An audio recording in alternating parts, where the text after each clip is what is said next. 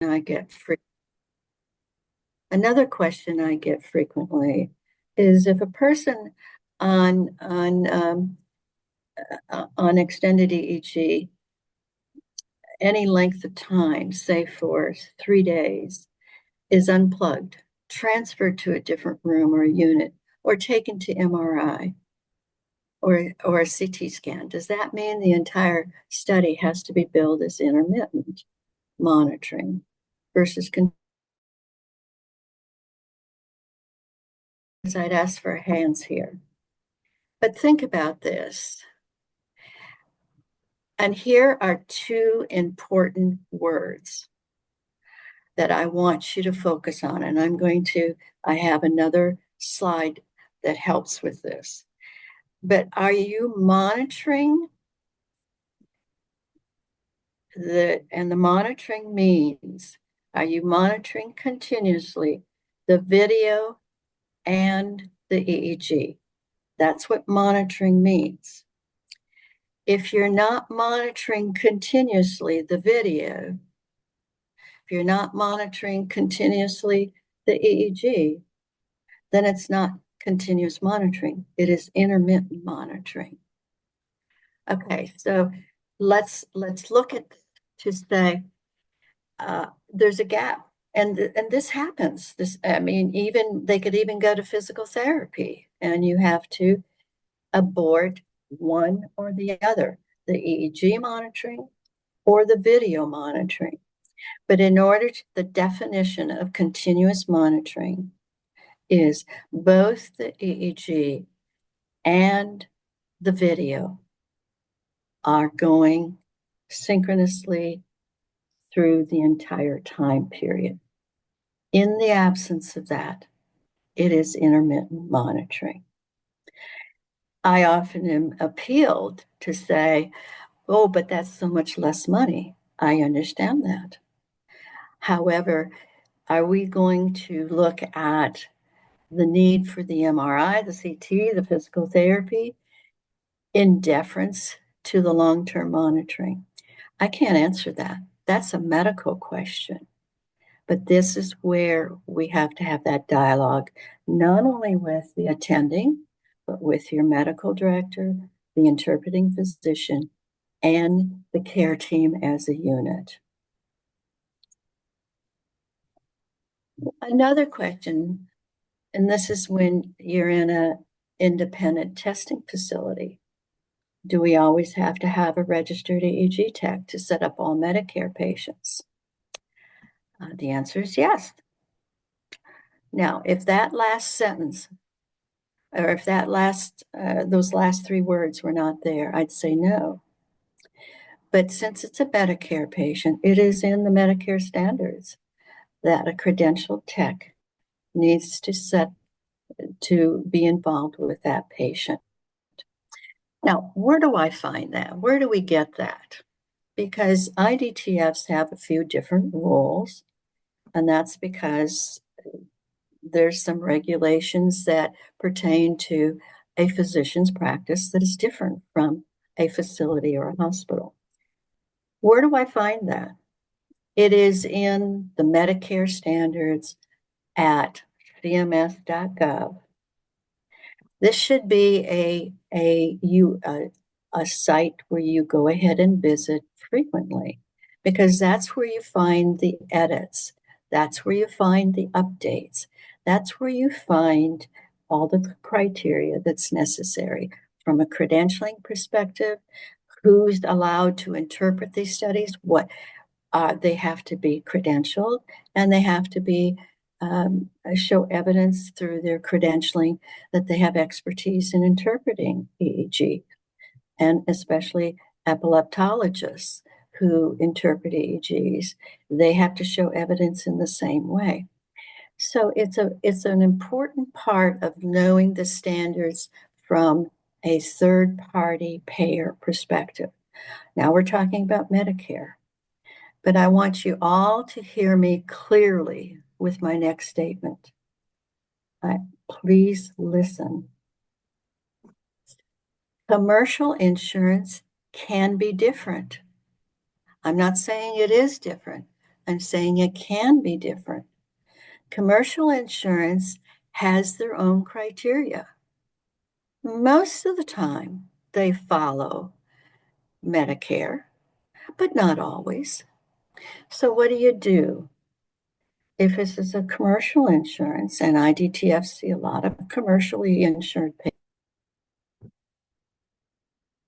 need to find what the criteria is for that respective third-party payer.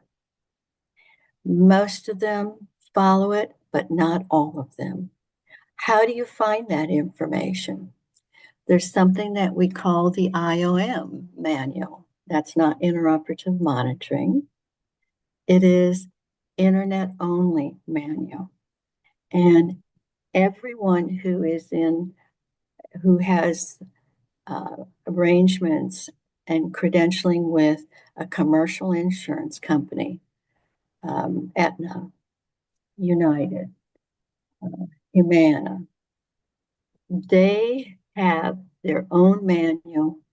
And if you're one of the consultants with your facility, your program that has access to that manual, then you would check what are the credentialing requirements for staff to perform long-term monitoring EEG. Sometimes you have to have that relationship through the credentialing agent in your practice, or if you're in a hospital, the credentialing authority, that you use to obtain the answer to these questions. And it's also important because then both of you learn together. The very essence of that dialogue is your one step to not having a denial and fulfilling the requirements of billing and coding. So to summarize, know the third-party payer requirements. Medicare could be different than commercial insurance, and that's where you have to read to learn what their requirements are. What are the new requirements for long-term EEG monitoring? And here I have this highlighted. This is where it comes from, is the Medicare guidelines. But the reason I have this is I've been asked a number of times, what defines an EEG technologist? So I've taken what is published on ASET, and I was actually helped with defining some of this. But this is the definition of an EEG technologist. So a registered EEG technologist then has these requirements. They are defined as this is their scope of practice, and they've taken the registry exam to achieve that additional credential. Now you may say, well, don't we all know this? I'm sharing this because it's a point of education. Secondly, it's a point of you appealing to your HR department, your licensing department, your credentialing department, any part of your facility that says, well, what do you do? This is your statement. And this is a bona fide professional position defined through ASET. So I wanted to bring this because ASET has a lot of good materials that you can use in this process. Another question, if the long-term monitoring is unhooked and then reconnected within 24 hours, do you bill a separate study? Or is it a continuation of the previous study that just ended? Well, let's think about that. 24 hours. Do we bill daily? Yes, we bill daily. If you look at the billing at the description and the CPT manual, you'll see that there's a CPT code, and it has number of hours associated with it. So when you are billing, the end of the day, the end of 24 of the billing day is always midnight of that day. That's been an industrial insurance standard for years. I've been in this business over 50 years, and I remember everything at midnight clocks to a new day. But that makes sense because on the calendar, it's a new day. So if you're within 24 hours, you're going to still have the same date of service. You're going to look at the number of hours you recorded. You're going to refer to the CPT code grid that is in the AMA CPT manual, and you're going to say what CPT code is associated with how long I've been recording. You're probably going to have several codes here. Let me show you what that means. So here's an extension of that. I'm going to reflect on this in a little different way first. So there's some standards. I think I have this in my next slide. No, there's some standards here. So first of all, everything has a new clock date and a new date at midnight. So let's say that you recorded for 8 hours and then you were unhooked, and then you come back and you do maybe 5 hours later, you do another 8 hours. So what you have is 16 hours of recording in 2 epochs. So there's a CPT code that reflects that. I have the grid here in a few slides, but you're going to look at the CPT code and you can say, I'm going to bill the first 8 hours with one code. I'm going to bill the second 8 hours times 2.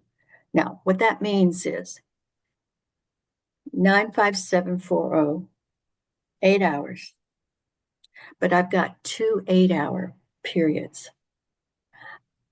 So you put times 2. Now your coding people will show you how this is done, but I want you to think in terms of epochs of time. If you've got 2 8-hour periods and they're the same CPT code, then you put a multiplier on it, times 2. Let's take another scenario. You hook up, you record for 6 hours. You unhook, you come back, and you record for 12 hours. 2 different CPT codes. So you've got the CPT code that goes with less than 8 hours. That's 6 hours. That's 1. You've got another CPT code that is associated with 12 hours. So that would be a second CPT code. Why are there 2 and not added together? Because they weren't continuous. When you have that hook, unhook, you've got a separate study. It's essentially saying the recording stopped. Let me give you an analogy of traditional EEG, routine EEG. You do a routine EEG, awake, activation, you do photic stimulation, hyperventilation. There's no indication of abnormalities. You unhook, you have a regular routine EEG. Patient goes back to the room, and they suddenly have a syncopal episode with maybe some tonic-clonic events. And all of a sudden, you've got a stat to do an EEG.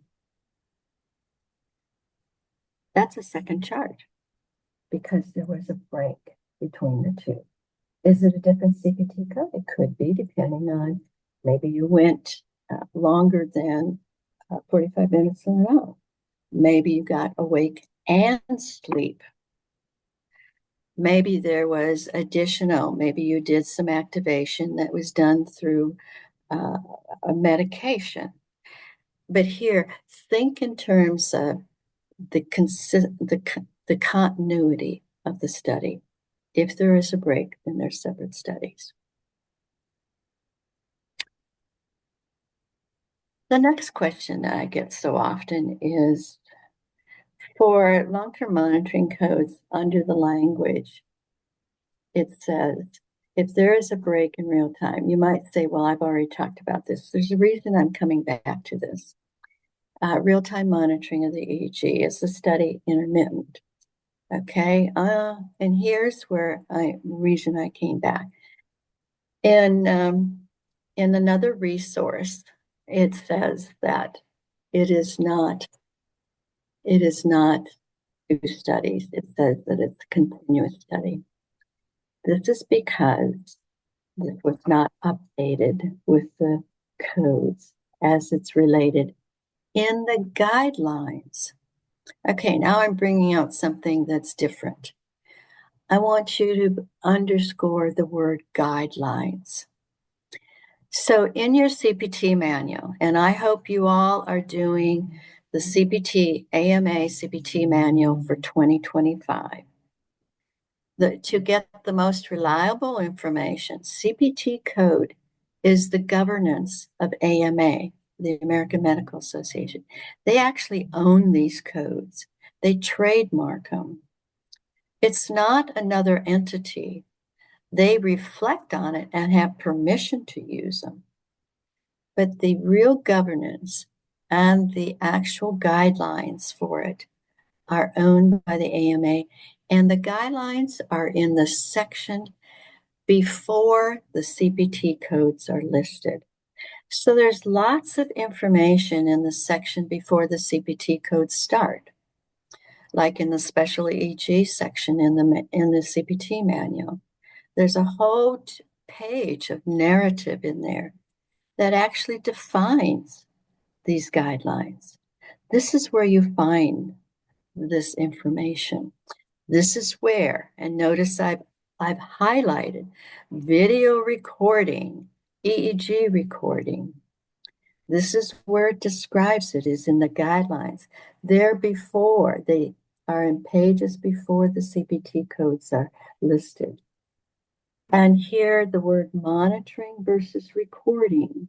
There's a difference there. EEG recording is the data collection of EEG.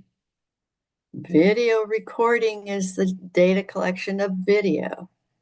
Monitoring is either one or both of those.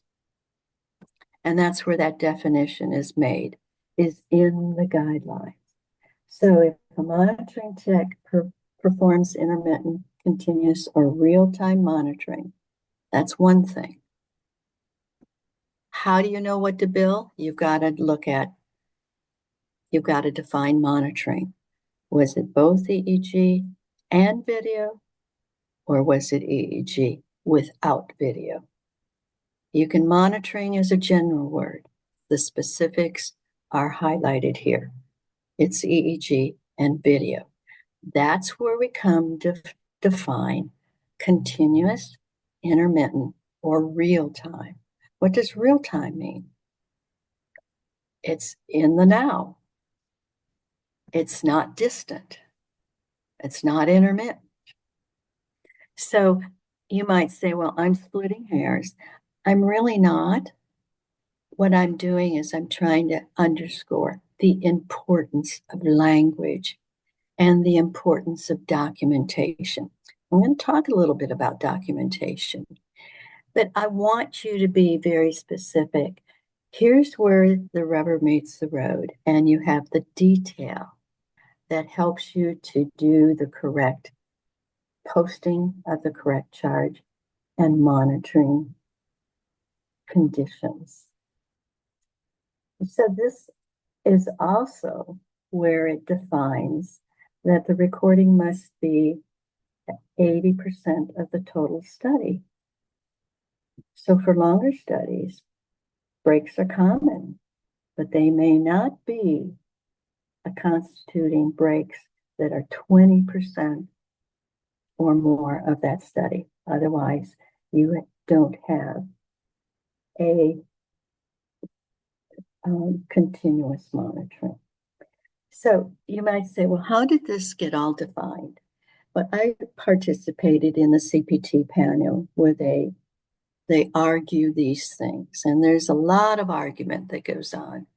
However, it's real valuable to participate in that because you learn some of the nuances what this means and why it occurs. And a lot of this is based on data. We had 5 years of billing data that went into defining this kind of structure, these regulations. So the third-party payers have collected this.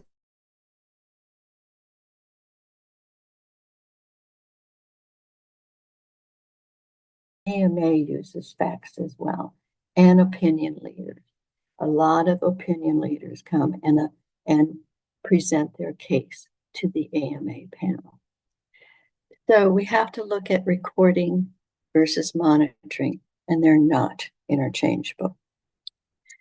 Okay. Another question we had, and I'm going to help you to see this again. We had a continuous EEG on for approximately 2 days, and we were asked to unhook. Later that evening, the neurologist decides to further investigate. Now we're going to talk about the hookup charge. Do you charge it again? No. Why? Because in the guidelines, it says a hookup fee is billable only once every 24 hours. I hear what you're saying. It costs us money to go back in and hook up again. I understand that. I value that. However, there's some very strong guidelines that went in the basis of why it would be billed only once every 24 hours. And generally, it came into looking at data in which it was abused. In other words, there were lots of fraudulent billings that you could submit twice or thrice a day. And we saw little evidence to support that it would be a multiple hookup fee each day. So this is also in the regulations, but this is why you have regulations that you review ahead of time. I want you to see, where does that come from? This is straight out of CPT. This is an example, and you see the red arrow. You see for setup performed by non-EEG technologist or remotely supervised by an EEG tech, use 95999.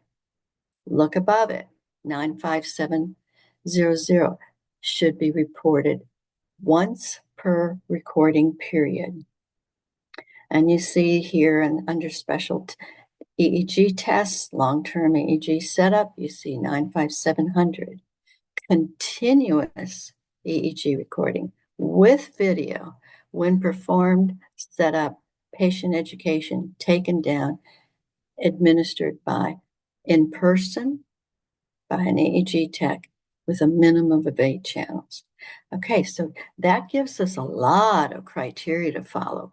It's a very descriptive understanding of what 95700 covers. I get asked, what about the patient education? I spent an hour ahead of time. Can I bill separately for that? If you look at the definition of 95700, would you be able to bill separately for it? Does this say that you can bill for patient education? No, it's inclusive.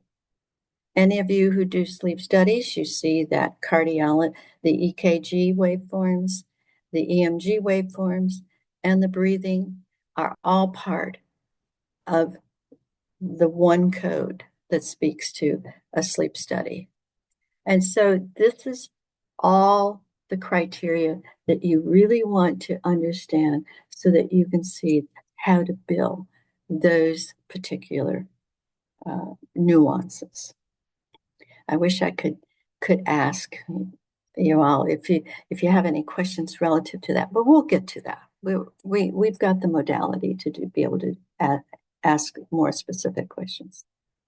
So what I've done so far is I've given you kind of a lay of really often what these are questions that are asked, but I wanted you now to see where you find this information. And it's in your CPT manual. Everybody who's working with CPT codes needs to have annually a current CPT manual. What that means is, do you all have access to the 2025 AMA CPT manual? If you don't, then find who has it so you consult it. Every year you want to revise and review these standards so that you look for any changes. Now we'll move on to a different question.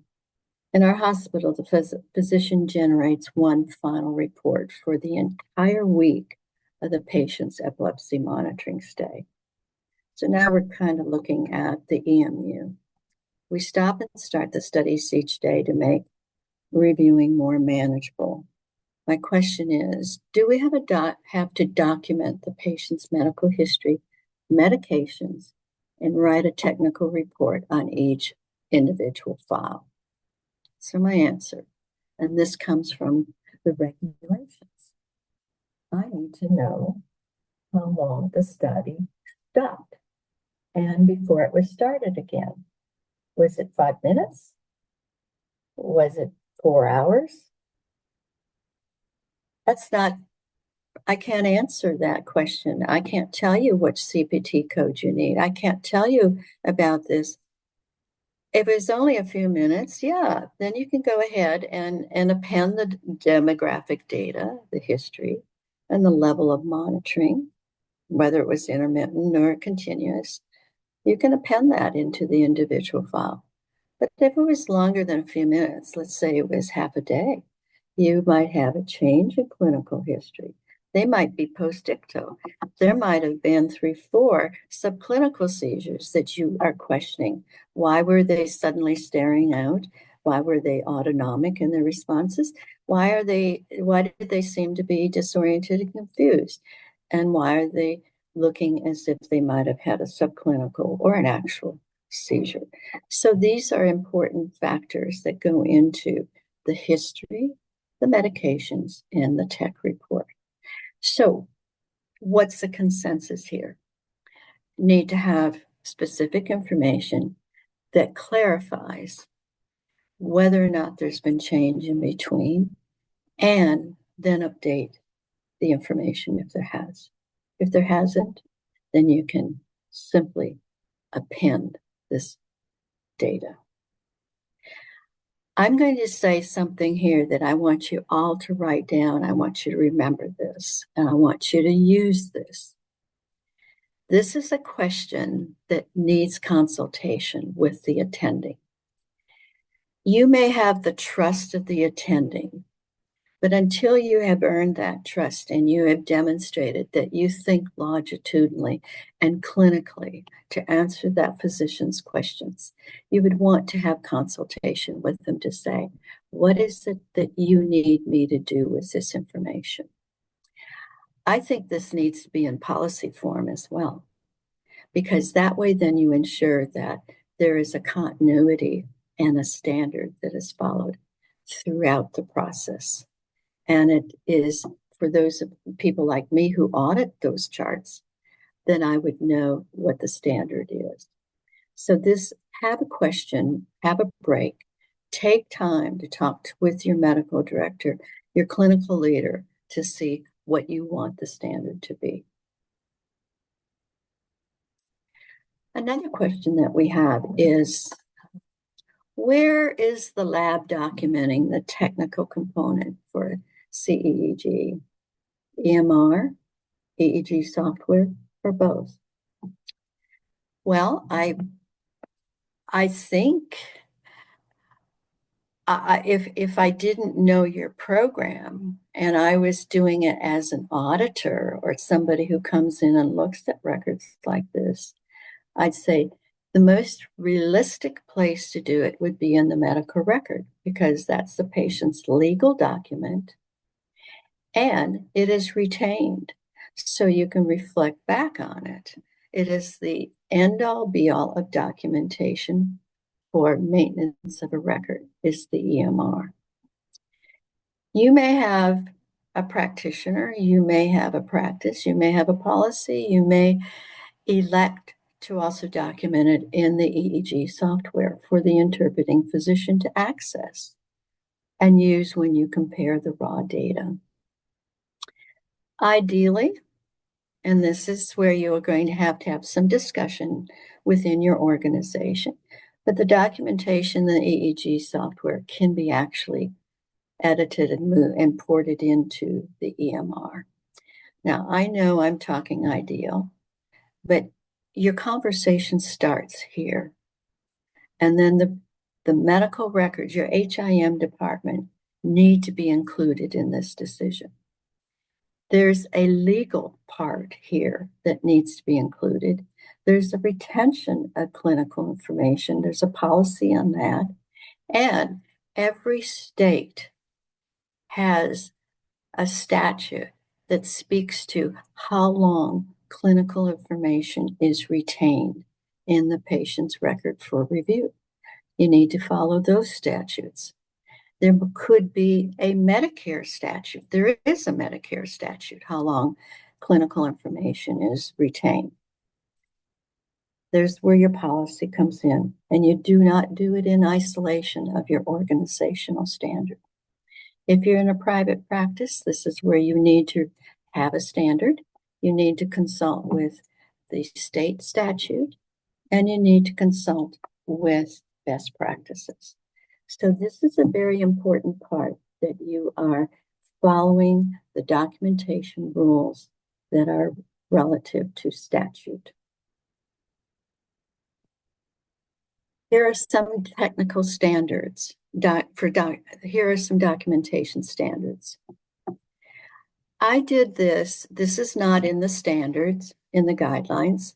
This is in the standards of best practices. I'm telling you, this is what I've gained through my many years of working with auditing these kinds of charts. I think if you step back and you look at these ideas, you think that really does make sense. If you're the technologist to follow somebody else, you're relieving somebody else, wouldn't you want this information? This is really setting you as up for success, as opposed to having to go back and rework. Rework is too expensive. Redundancy is too expensive. And this is why we have documentation standards. I think an important part here that I look at, I don't think I know when I'm auditing, is I want to know why the recording was interrupted. Was it for a clinical reason? Was it for a coffee break? Was it for another procedure? What does that tell you? How does that help you improve your process? Because it tells you a lot about quality of process. And maybe there's education that needs to be, maybe there's a clinical status that was changed, in which case you would look for notation as to change in clinical history. So I think there's a real important part here. And noting the time of transition to a different level of monitoring is essential. Otherwise, you're going to find that you don't have continuous monitoring, and you probably were doing it if you don't note the time of transition. If you note the time of transition, you may not have continuous monitoring because you didn't have continuous monitoring. So that's why that's important. And then you notice the last one, who did the setup and who's remote monitoring. That level of AEG tech is important, because that's where you're going to know which hookup and monitoring supervision code to use. So these are documentation standards that I highly recommend that you employ for your processes. The end all be all, this is where you go. I've mentioned the CMS guidelines. I've mentioned that this is where you find this information. I thought I'd show you a picture of it because you will refer to this frequently if you want to know the standards. This is where the changes are documented. You can see what the calendar year when this became when these current changes occurred. You can see any kind of change in the status. You can see updates. If I were to scroll down on the screen, this is a picture, so I can't, but if you're in the CMS website and you scroll down, you can see the history of those codes, and you can see what changed, what the credentialing criteria is, who can and cannot do what, and the definitions. So I highly recommend that this is a page that is bookmarked. Now, I've been told, well, I just shouldn't have to do that. That should be the billing department. I would agree. However, they learn from you and you learn from them. And if you want to have a successful coding and billing price file or charge master, remember that's how you get your revenue. That's how you have a budget, is through those submission of those claims. That money comes back to you to fund staffing, to fund new equipment, to fund any advancement that you're doing. This is why you want to have a stake in it. It does take time, but it's also professional responsibility, but it's also professional enhancement. I can't tell you the number of times that I've been grateful for the many hours I spent studying this stuff and saying, but I really have advanced to the point where I have a niche that is, I feel, important. And it's a complement to when I was working as a technologist. And it became much more of an opportunity for me to advance my career. So this is where I implore you all to say, let's look at this from a career development center. Yes, you're busy. We're all busy.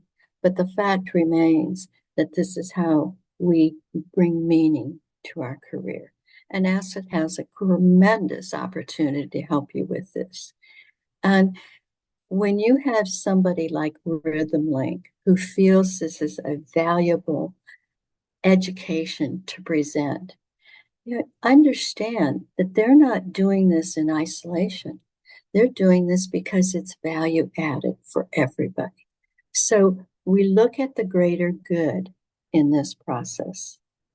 Your patients, number one, your staffing, number two, your physician relationships, number three, and your financial integrity, number four. And that makes a professional technologist.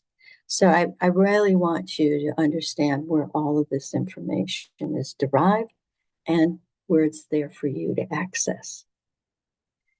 One more question we'll take, and then we're coming down to our 1 hour. During an inpatient admission, if the ordering physician asks for a long-term monitoring and we change a setup and we charge a setup on 12 to 26 hours, then at 26, so that's a 24 hours plus 4, so that would be over a calendar day. They ask the patient to come down and 2 days later come back. The same admission. Can there be more than one setup charge on one admission? Yes. Why? Because it's separated by at least 24 hours. Unless, and here's where I have to ask you the question. Okay, so we've got 12 to 26. Go with me here. Can there be more than one in 2 12-hour? No. But if that went over the second day, in other words, the calendar day, then you can. Now, there's a nuance here. Have to be really careful. It has to be separated by at least 24 hours. But if you've gone over midnight, then you've got another calendar day. This is where you have to step back and say, you've got to talk to your revenue integrity team. My recommendation would be, I think you would use 95719, but it doesn't tell me whether it's with or without video.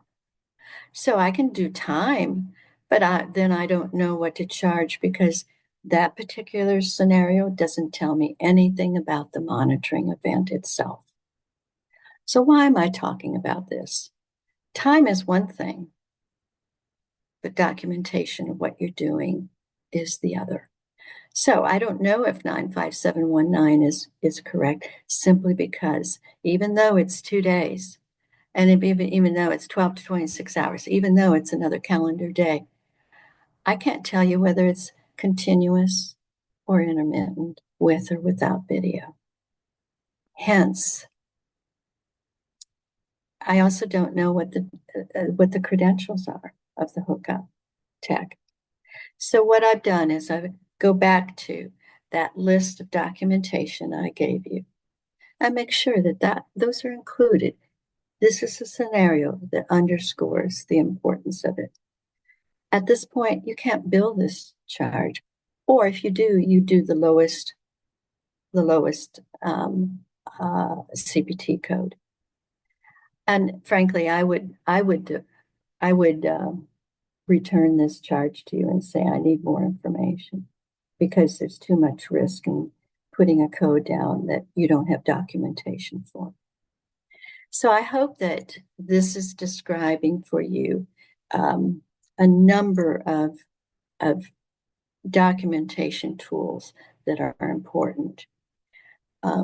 This particular coding example is going to take more than a couple of minutes. So what I suggest, with your all's permission, is that this is where we start in part 2. I had no illusions that we maybe need part 3 on this, but I wanted to be sure that we drilled into very specific information so that your questions become more and more valuable with this. And I hope that that's what you've experienced with this. I know we've got some questions in the chat. May we post them and create them a slide for next time so we can go through that? Does that work for you, Sara? Or is there something that maybe there's one or two that are very short? Yes, I appreciate all this information, Kathryn, as I'm sure all of our techs online do too. We've got about 8 questions, so we will have to go ahead and do that part 2. And they can also reach out to us, you and I, and we can start doing some of those, maybe even answering some quick ones if we need to via email. But I think just one here that, let's see, one that we could do real quick possibly was just, and you let me know how detailed the answer may need to be, is someone had asked early on, the first question was, if you could please speak more to what an IDTF is versus a hospital setting. Very easy. An IDTF is not owned by the hospital. An IDTF is often owned by an individual, and it's a business that they've grown, but the tax ID number is non-hospital. Sometimes it's a physician, sometimes it's a technologist, sometimes it's a hedge fund. Sometimes it's just somebody who has some money to put into a business, and they create a group of diagnostic testing programs. That's a good question. Thank you. So yeah, so I was hoping you could at least answer that one real quick. I know we are short on time, and you also have have to get going. So is there any other questions that anyone has quickly that maybe Kathryn could answer? Because some of the other ones I think are going to take a little bit more. And I'll put them in the slides. Part two, so that I can answer that for everybody, is Wednesday, June 18th at 12 p.m. Eastern Standard Time. So that's part two. They're asking if they'll be able to see the recording later for reference. That is going to go to Max, our marketing gentleman here at Rhythm Link. So he's our digital marketing, so he'll be able to answer that one for us. I believe it is being recorded and you will be able to see it later. So lots of great information, Kathryn. And I know, like I said, a lot still have answers. Kimberly, you will get your, everybody will get their CEUs when we finish. Max is going to send out the questionnaire that is required for you to fill out for attending so that ASET can award those CEUs. I will take Mary Kay's question in two for part two and help her out maybe via email too. She's asking to know more about the non-EEG tech references and documenting and credentials. We're getting a lot saying that they really appreciate this, Kathryn. So it's great resource. And like you said, we may even have to do a part three. Because there's just so much. And even though the new CPT codes started 5 years ago, these are questions that as techs we deal with daily. So I appreciate everything, and we will go ahead and let you go catch your plane. I appreciate your time. And we will get back to you and everybody. And so, yes, Rendy, we'll be addressing the Q&A as well, as soon as we can get some more time here. So we'll stay posted for all of that. I appreciate everybody signing up today. We had a lot of registrants. So. And this is complex, so don't give up. Don't give up. Yes. Yeah. Thank you so much. I don't know what we'll do, if you ever retire, Kathryn, because somebody in our field needs to learn these things. Thank you so much. I so enjoy all of you. So come back, please. We'll have some more fun. Okay. All right. Alexandra, you can send an email to sbatson@rhythmlink.com. Or just give Rhythm Link a call, and they can also direct you to how to get a hold of us. So I'm the new clinical educator, Sara Batson. All right. Thank you so much. Thank you, Kathryn. Good job to you. My pleasure. Bye-bye.